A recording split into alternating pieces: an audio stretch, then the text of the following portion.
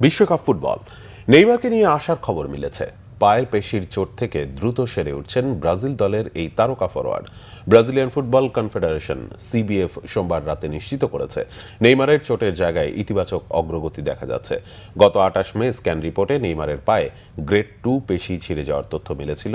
তখন ধারণা করা হয়েছিল বিশ্বকাপ শুরুর আগে অন্তত ৩ সপ্তাহ মাঠের বাইরে থাকতে হবে ৩৪ বছরের এই তারকা ফুটবলারকে। তবে সোমবার ব্রাজিলের মেডিকেল টিম তার আরও একটি স্ক্যান করার পর ইতিবাচক রিপোর্ট মিলেছে। এক সংক্ষিপ্ত বিবৃতিতে সিবিএফ জানিয়েছে, নতুন স্ক্যান রিপোর্টে নেইমারের চিকিৎসার ভালো অগ্রগতি দেখা গেছে। জাতীয় দলের মেডিকেল স্টাফদের পরিকল্পনা অনুযায়ী সে এখন পুনর্বাসন এবং শারীরিক ফিটনেস ফিরে পাওয়ার প্রক্রিয়া চালিয়ে যাবে। স্ক্যান রিপোর্ট পজিটিভ আসায় নেইমার দ্রুত অনুশীলনে ফিরে আগামী ১৪ জুন বিশ্বকাপে ব্রাজিলের উদ্বোধনী ম্যাচে মরক্কোর বিপক্ষে স্কোয়াডে অন্তর্ভুক্ত হতে পারেন।